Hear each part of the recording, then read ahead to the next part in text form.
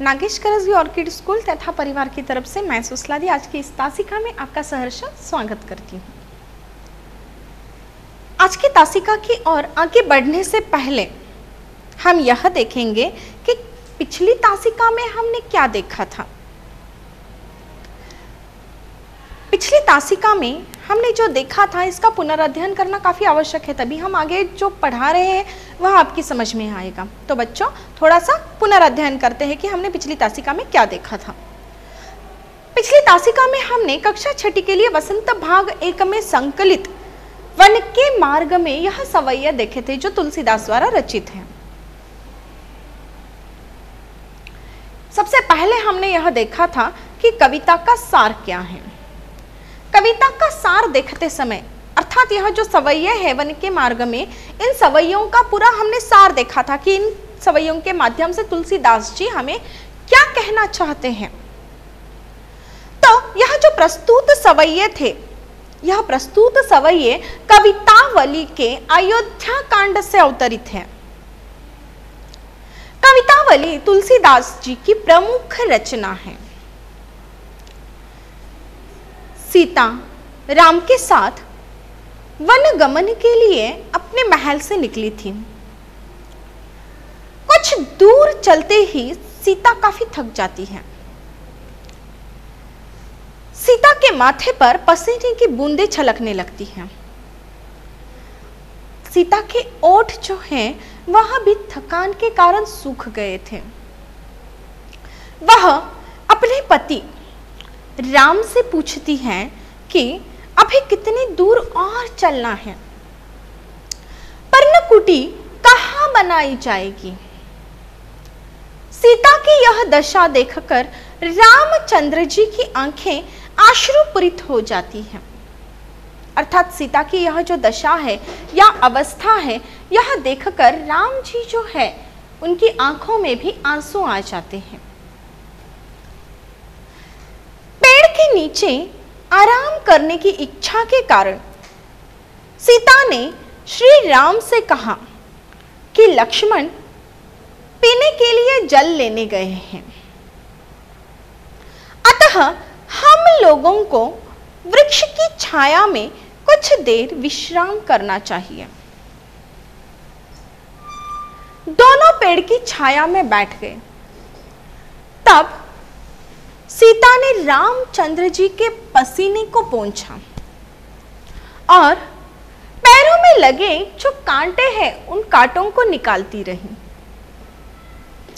सीता के इस प्रेम को देखकर रामचंद्र जी भी प्रेमासिक्त हो गए थे।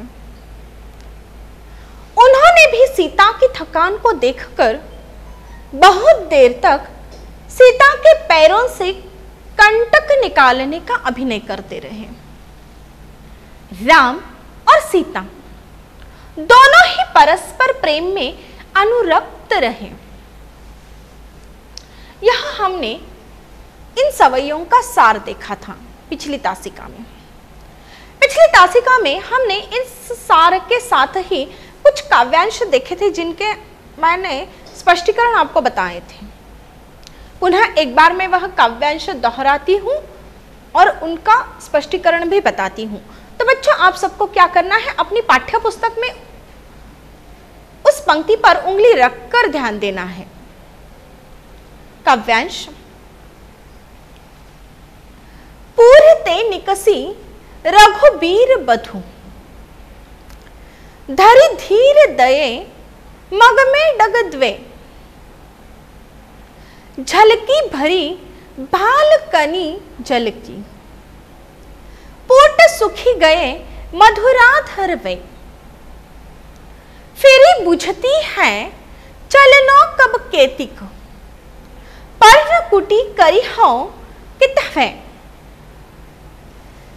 तीय की लखी आतुरता पिय की अखियां, अति चारू चली जलचवे।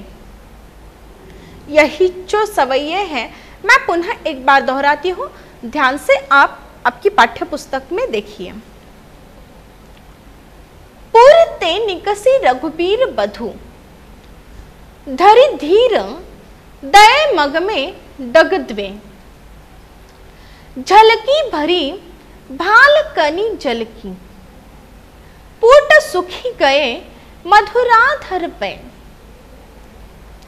फेरी बुझती है चलनो अब केतिक, पर्ण कुटी करी हो कितभे,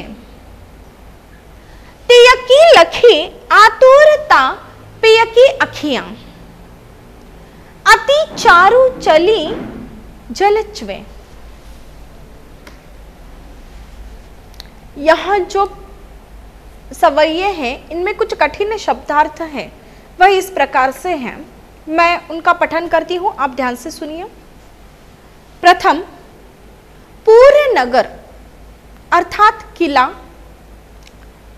दूसरा है निकसी अर्थात निकली। तीसरा धरी अर्थात धारण करके। चौथा धीर अर्थात धैर्य या धीरज। पांचवा मग अर्थात मार्ग या रास्ता। छठा डग अर्थात कदम। सातवां द्वे अर्थात दो। आठवां झलकी अर्थात दिखाई दी।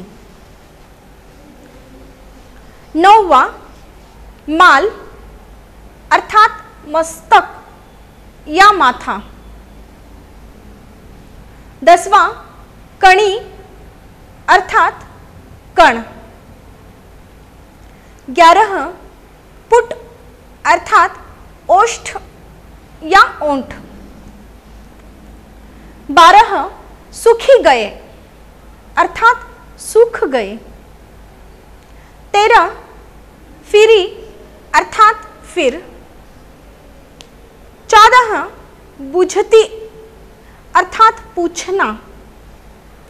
15 केतिक अर्थात कितना। 16 पर्णकुटी अर्थात पत्तों से बनाई जाने वाली कुटी। 17 कित अर्थात कहाँ। 18 तीय अर्थात उनकी पत्नी। 19 लखी अर्थात देखकर। 20 आतुरता अर्थात व्याकुलता, बेचैनी। 21 पिय अर्थात पति। 22 चारु अर्थात सुंदर। 23 जल च्वे अर्थात पानी छूना। यही सारे कठिन शब्दार्थ मैं पुनः एक बार दोहराती हूँ। यह सारे शब्दार्थ ब्रज भाषा में आए हुए हैं। आपके लिए यह सारे शब्दार्थ नए हैं, इसीलिए पुनः एक बार मैं यह कठिन शब्दार्थ दोहराती हूँ। आप ध्यान से सुनिए उनको और उनके अर्थ समझने की कोशिश कीजिए या प्रयास कीजिए। कठिन शब्दार्थ, प्रथम पूरे नगर अर्थात किला। दूसरा है निकसी अर्थात निकली। तीसरा धरी अर्थात धारण करके। चौथा धीर अर्थात धैर्य, धीरज। 5वां मग अर्थात मार्ग, रास्ता। 6ठा डग अर्थात कदम। 7वां द्वे अर्थात दो। 8वां झलकी अर्थात दिखाई दी। 9वां माल अर्थात मस्तक, माथा। 10 कणी अर्थात कण। 11 पुट अर्थात ओष्ठ या होंठ। 12 सूखी गए अर्थात सूख गए। 13 फिरी अर्थात फिर। 14 बुझती अर्थात पूछना। 15 केतिक अर्थात कितना। 16 पर्णकुटी अर्थात पत्तों से बनाई जाने वाली कुटी। 17 कित अर्थात कहां। 18 तीय अर्थात उनकी पत्नी। 19 लखी अर्थात देखकर। 20 आतुरता अर्थात व्याकुलता, बेचैनी। 21 पिय अर्थात पति। 22 चारु अर्थात सुंदर। 23 जलच्वे अर्थात पानी छूना। तो यह थे इन सवैयों में आए हुए कठिन शब्दार्थ। अब हम इन सवैयों का स्पष्टीकरण देखते हैं। स्पष्टीकरण देखने से पहले हम इन सवैयों का संदर्भ किस प्रकार से आता है यह देखेंगे। संदर्भ इस प्रकार से आएगा कि प्रस्तुत सवैया हमारी पाठ्यपुस्तक वसंत भाग 1 के वन के मार्ग से अवतरित है। यह सवैया गोस्वामी तुलसीदास द्वारा रचित है, कवितावली से लिया गया है। प्रस्तुत संदर्भ जो है वह हम पुनः एक बार दोहराती हूँ, बच्चों ध्यान से सुनिए। संदर्भ इस प्रकार से आएगा कि प्रस्तुत सवैया हमारी पाठ्यपुस्तक वसंत भाग 1 के वन के मार्ग से अवतरित है। यह सवैया गोस्वामी तुलसीदास द्वारा रचित कवितावली से लिया गया है। अब इन सवैयों में कौन सा प्रसंग आया या किस प्रसंग का वर्णन किया गया है यह जानना काफी जरूरी है। तो हम देखते हैं कि प्रसंग किस प्रकार से है। प्रसंग इस सवैये में दशरथ द्वारा दिए गए कैकेयी के वरदान के अनुसार राम ने वन की ओर प्रस्थान कर दिया है। राम के साथ सीता तथा लक्ष्मण भी हैं। तीनों ने राजसी वस्त्र उतारकर साधु वेश धारण कर लिया है। राम सीता के वनगमन का दर्शन इस सवैयों में किया गया है। सीता वन के मार्ग में कठिनाइयों से व्यथित होकर पति राम से पूछती है। तो बच्चों देखिए, यह जो प्रसंग है वह मैं पुनः एक बार दोहराती हूं, ध्यान से सुनिए। इस सवैये में दशरथ द्वारा दिए गए कैकेयी के वरदान के अनुसार राम ने वन की ओर प्रस्थान कर दिया है। राम के साथ सीता तथा लक्ष्मण भी हैं। तीनों ने राजसी वस्त्र उतारकर साधु वेश धारण कर लिया है। राम सीता के वनगमन का दर्शन इस सवैये में किया गया है। सीता वन के मार्ग की कठिनाइयों से व्यथित होकर पति राम से पूछती है। व्याख्या जो है वह इस प्रकार से आती है, अर्थात इन सवैयों का स्पष्टीकरण। राम अयोध्या नगर से अपनी पत्नी सीता के साथ वन की ओर चल दिए हैं। राम सीता दोनों बड़े धैर्य के साथ धीरे धीरे कदम बढ़ाते वन की मार्ग की पर चल पड़े हैं। थकावट के कारण सीता के मस्तक पर श्रम की जल की बूंदें झलकने लगी हैं। उनके होंठ भी सूख गए हैं। वे अपने पति राम से पूछती हैं कि हमें भी वह अपने पति राम से पूछती है कि हमें अभी कितना दूर और चलना होगा। पर्णकुटी कहाँ है? सीता के प्रश्नों से अधीरता प्रकट होती है। पत्नी की यह अधीरता देखकर राम की आंखें अश्रुपूरित हो गई हैं। राम जी भी पत्नी सीता की व्यथा के कारण स्वयं भी व्यथित हो गए हैं, अर्थात दुखी हो गए हैं। यहां तक हमने पिछली तासिका में देखा था और इसका विशेष भी हमने देखा था। यह जो सवैये हैं, इन सवैयों में जो विशेष है वह इस प्रकार से है कि कवि तुलसीदास जी ने सवैया छंद का प्रयोग किया है। सवैया ब्रज भाषा में रचित है। प्रश्न शैली का प्रयोग किया गया है। वन मार्ग के कष्ट तथा सीता की जो व्याकुलता है, इनका सुंदर चित्रण यहां पर किया गया है इन सवैयों में। पिछली तासिका में हमने यहां तक देखा था। आज हम इस तासिका में इन सवैयों के आगे की ओर बढ़ते हैं। बच्चों, आशा करती हूं आज की तासिका में भी आप लोग अपने साथ अपनी पाठ्यपुस्तक और पेंसिल लेकर बैठे होंगे। सर्वप्रथम यह जो आगे की सवैयां हैं वह मैं पढ़ती हूं, जिसे आपको आपकी पाठ्यपुस्तक में उंगली रखकर पढ़ना है और ध्यान देना है, ताकि यह जो कठिन ब्रज भाषा में आए हुए जो शब्द है वह आप आसानी से ग्रहण कर सको। काव्यांश।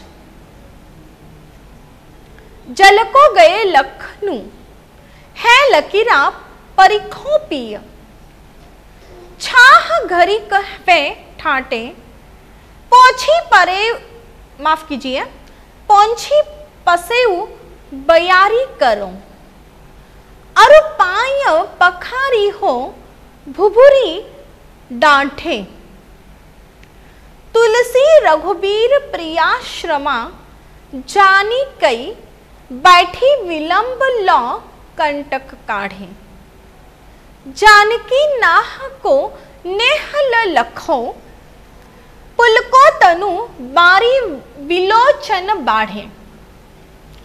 यही काव्यांश में पुनः एक बार दोहराती हूं। बच्चों, ध्यान से अपनी पाठ्य पुस्तक में देखिए, उंगली रखकर उस पर ध्यान दीजिए। काव्यांश। जल को गए लखनऊ, है लकीरा परिखों पिय, छाह घरिक भय ठाड़े, पोछी पसेऊ बयारी करऊं, अरु पाय पखारी हो भुभुरी डाठे, तुलसी रघुबीर प्रियाश्रमा, जानी कई बैठी विलंब लौ कंटक काढ़े, जानकी नाह को नेहल लखो, पुलको तनु बारी विलोचन बाढ़े।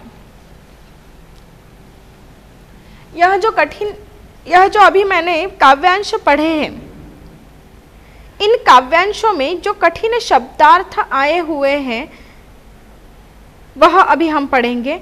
वह जो शब्दार्थ है वह इस प्रकार से हैं कि प्रथम लखनऊ अर्थात लक्ष्मण, राम के छोटे भाई। दूसरा है लकीरा अर्थात लड़का। तीसरा है परिखों अर्थात प्रतीक्षा या इंतजार। चौथा है छाह अर्थात छाया। पांचवा घरिक अर्थात घड़ी भर। छठा है ठाड़े अर्थात खड़े होना। सातवां है पसेऊ अर्थात पसीना या श्रम जल। आठवां है बयार। आठवां है बयार। बयार अर्थात हवा या पवन। नौवां है पाई अर्थात पैर या चरण। अब देखिए बच्चों, यही कठिन शब्दार्थ मैं पुनः एक बार दोहराती हूं, आप ध्यान से सुनिए। और अगर इन कठिन शब्दों के अर्थ लिखना बाकी है तो वह लिख लीजिए अपनी पाठ्य पुस्तक में। प्रथम लखनऊ अर्थात लक्ष्मण, राम के छोटे भाई। दूसरे है लकीरा अर्थात लड़का। तीसरा है परिखो अर्थात प्रतीक्षा या इंतजार। चौथा है छाह अर्थात छाया। पांचवा है घरिक अर्थात घड़ी भर। छठा है ठाठे, माफ कीजिए, ठाड़े अर्थात खड़े होना। सातवां है पसेऊ अर्थात पसीना या श्रमजल। आठवां है बयार अर्थात हवा या पवन। नौवां है पाय अर्थात पैर या चरण। 10वां है पखारी हो अर्थात धोना। 11 है कंटक अर्थात कांटे। 12 है जानकी अर्थात सीता राम की पत्नी। 13 काढ़े अर्थात निकालना। 14 है नेह अर्थात स्नेह प्यार। 15 है लखो अर्थात देखकर। 16 है पुलको अर्थात प्रसन्न होना या हर्षित होना। 17 है तनु अर्थात शरीर। 18 है बारी अर्थात अश्रु या आंखें। बच्चों पुनः एक बार मैं यह कठिन शब्दार्थ दोहराती हूं, आप उसे ध्यान से सुनिए, गौर कीजिए। 10 है पखारी हो अर्थात धोना। 11 है कंटक अर्थात कांटे। 12 है जानकी अर्थात सीता राम की पत्नी। 13 है काढ़े अर्थात निकालना। 14 है नेह अर्थात स्नेह या प्यार। 15 है लखो अर्थात देखकर। 16 है पुलको अर्थात प्रसन्न होना या हर्षित होना। 17 है तनु अर्थात शरीर। 18 है बारी अर्थात अश्रुपूर्ण आंखें। माफ कीजिए, 18 है बारी अर्थात अश्रु या आंखें।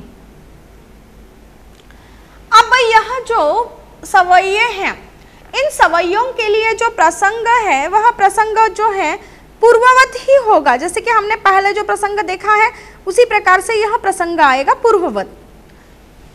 पुनः एक बार मैं वह संदर्भ जो है वह आपको बताती हूँ। बच्चों देखिए, संदर्भ जो है वह कभी नहीं बदलेगा। संदर्भ प्रथम हमने सवय्यों को जो देखा था उसमें जो संदर्भ था वही संदर्भ यहाँ पर आएगा, अर्थात पूर्ववत ही आएगा। मैं पुनः एक बार सुनाती हूँ, आपको ध्यान से देखिए। संदर्भ प्रस्तुत सवैया हमारी पाठ्य पुस्तक वसंत भाग 1 के वन के मार्ग से अवतरित है। यह सवैया गोस्वामी तुलसीदास द्वारा रचित कवितावली से लिया गया है। तो यही संदर्भ यहाँ भी आएगा। अब जो प्रसंग है वह प्रसंग अलग अलग आएंगे, क्योंकि पहले जो सवैया थे उनका उन सवैयों में जो प्रसंग था वह अलग था, और अब यह जो सवैया मैंने पढ़ी है इनमें जो प्रसंग है वह अलग आया हुआ है। मैं प्रसंग बताती हूँ कि इन सवैयों में क्या है। तो प्रसंग प्रस्तुत सवैयों में वन मार्ग पर राम सीता चले जा रहे हैं। सीता को प्यास लगने पर लक्ष्मण उनके लिए पानी लेने गए हैं। सीता उनकी प्रतीक्षा करना चाहती है। इस प्रतीक्षा के बहाने सीता के आशय का वर्णन कवि ने किया है। यही प्रसंग मैं पुनः एक बार दोहराती हूं, ध्यान से गौर कीजिए। प्रसंग प्रस्तुत सवैये में वन मार्ग पर राम सीता चले जा रहे हैं। सीता को प्यास लगने पर लक्ष्मण उनके लिए पानी लेने गए हैं। सीता उनकी प्रतीक्षा करना चाहती है। इस प्रतीक्षा के बहाने सीता के आशय का वर्णन कवि ने किया है। देखिए बच्चों, इन सवैयों के लिए प्रसंग जो है वह पूर्ववत ही आएगा, और माफ कीजिए, इन सवैयों के लिए जो संदर्भ है वह संदर्भ पूर्ववत ही आएगा, और जो प्रसंग है वह अलग आएगा। जबकि इसमें प्रसंग यह आएगा कि सीता को प्यास लगने पर जब लक्ष्मण उनके लिए पानी लेने गए हैं तो सीता उनकी प्रतीक्षा करना चाहती है, उनकी राह देखना चाहती है, और इस प्रतीक्षा के बहाने ही सीता का जो आशय है उस आशय का वर्णन कवि ने यहाँ पर किया है इस सवैयों के द्वारा। अब हम इस सवैयों का स्पष्टीकरण देखते हैं कि इन सवैयों के द्वारा हमें क्या कवि बताना चाहते हैं। प्रस्तुत जो सवैये हैं, इन प्रस्तुत सवैयों में सीता अपने पति राम से कहती है कि अभी लक्ष्मण क्या कहाँ गए हैं, पानी लाने गए हैं। इन प्रस्तुत सवैयों में सीता अपने पति राम से क्या कहती है कि अभी लक्ष्मण कहाँ गए हैं, पानी लाने गए हैं। अतः उनके आने की हम लोग क्या करेंगे, प्रतीक्षा कर लेते हैं। अर्थात जब तक लक्ष्मण नहीं आते हैं तब तक हम क्या करेंगे, उनकी राह देखेंगे, उनकी प्रतीक्षा करेंगे। ऐसे सीता अपने पति राम से कहती हैं। किसी वृक्ष की छाह में रुककर पसीना पोंछ ले। सीता आगे चलकर अपने पति राम से क्या कहती है कि किसी वृक्ष की छाह में हम रुकेंगे। वृक्ष अर्थात पेड़। तो सीता अपने पति राम से कहती है कि कोई बड़ा वृक्ष होगा या कोई पेड़ होगा तो उसकी छाह में हम रुकेंगे और रुककर हम क्या करेंगे कि पसीना पोंछ लेंगे, क्योंकि काफी दूर चलने के कारण, थकने के कारण, गर्मी के कारण उन्हें पसीना आ रहा है। और इसीलिए यह जो सीता है वह अपनी पति से अनुरोध करती है, अपने पति से वह कहती है, उसकी इच्छा व्यक्त करती है कि किसी वृक्ष की छाह में वह रुकना चाहती है और रुककर पसीना पोंछ लेना चाहते हैं। पैर गर्म धूल से जल रहे हैं। सीता आगे चलकर क्या कहती है अपने पति से कि उनके जो पैर हैं वह पैर गर्मी जो है, इस गर्मी के कारण उनके पैर जो है वह क्या हो चुके हैं, धूल से जल रहे हैं। जब जमीन गर्म होती है धूप के कारण और उसमें अगर हम पैर रखते हैं तो वह मिट्टी गर्म होती है और उसके कारण हमारे पैर जलने लगते हैं। यही बात सीता ने अपने पति राम से कहा कि पैर गर्म धूल से क्या हो रहे हैं, जल रहे हैं, और इसीलिए अपने पैरों को धो ले, ताकि अगर पानी से हम हमारे पैरों को धो लेते हैं तो उससे क्या हो सकता है कि पानी की ठंडा के कारण या ठंडे पानी के कारण हमारे जो पैर जल रहे हैं उनकी जलन कम हो सकती है। तो कवि कहते हैं कि राम अपनी पत्नी को थका हुआ समझकर बहुत देर तक उसके पैरों से कांटे निकालते रहते हैं। अब कवि आगे चलकर अर्थात तुलसीदास जी जो है वह कहते हैं कि राम को भी अपनी पत्नी की दशा देखकर काफी दुख होता है और अपनी पत्नी थकी हुई है यह समझकर वह क्या करते हैं कि उसके पैरों में जो कांटे चुभे हैं उन्हें निकालते रहते हैं। अर्थात जब तक कांटे निकालते रहेंगे राम तब तक सीता उस वृक्ष की छाह में बैठी रहेगी, वह आगे के सफर के लिए नहीं निकलेगी, और जब कांटे निकाल के पूर्ण होंगे तभी वह आगे का सफर करेंगे। तो अपनी पत्नी इस वृक्ष की छाह में बैठी रहे, इसीलिए श्री राम क्या करते हैं, बहुत देर तक उसके पैरों में जो कांटे हैं चुभे हुए उनको निकालते रहते हैं। सीता ने बड़े प्रेम से पति राम को निहारा। जब पति पत्नी के पैरों में चुभे हुए कांटे निकाल रहे हैं तो इस दृश्य को सीता क्या करती है, बड़े प्यार से निहारती रहती है। सीता ने क्या किया, जब उसके पति उनके पैरों में चुभे हुए कांटे निकाल रहे थे तो सीता ने बड़े प्रेम से पति राम को निहारा। सीता ने क्या किया, बड़े प्रेम से पति राम को निहारा और इससे उनका शरीर क्या हो गया, पुलकित हो गया और दोनों के नेत्रों में सुखपूर्ण अश्रु आ गए। यह सारा दृश्य देखने के बाद दोनों का शरीर क्या, उनका जो शरीर है श्री राम का वह पुलकित हो गया और इस घटना के बाद दोनों जो है अर्थात राम और सीता जो है उनकी आंखों में, नेत्रों में अर्थात उनकी आंखों में सुखपूर्ण अश्रु आ गए, अर्थात सुख के आंसू आ गए। यह जो काव्यांश है या यह जो सवैये हैं, इन सवैयों का जो विशेष है वह इस प्रकार से है कि कवि ने इन सवैयों में, कवि ने सवैया इस छंद का प्रयोग यहाँ पर किया है। ब्रज भाषा में सवैया की रचना की गई है। इन सवैयों की रचना किस भाषा में की गई है, ब्रज भाषा में की गई है। कवि ने वन मार्ग में या वन मार्ग के कष्टों का सुंदर वर्णन इन सवैयों के द्वारा हमारे सामने प्रस्तुत करने की चेष्टा की है। राम और सीता के प्रेम पूर्ण क्षणों की अद्भुत जो छटा है वह दर्शनीय है। यह सबसे बड़ा विशेष यहाँ पर इन सवैयों के द्वारा प्रस्तुत होता है। मैं पुनः एक बार यह सारे विशेष आपको बताती हूँ, ध्यान से सुनिए बच्चों। प्रथम विशेष यह है कि कवि ने सवैया छंद का प्रयोग किया है। दूसरा विशेष यह है कि ब्रज भाषा में सवैया की रचना की गई है। तीसरा विशेष यह है कि कवि ने वन मार्ग के कष्टों का सुंदर वर्णन किया है।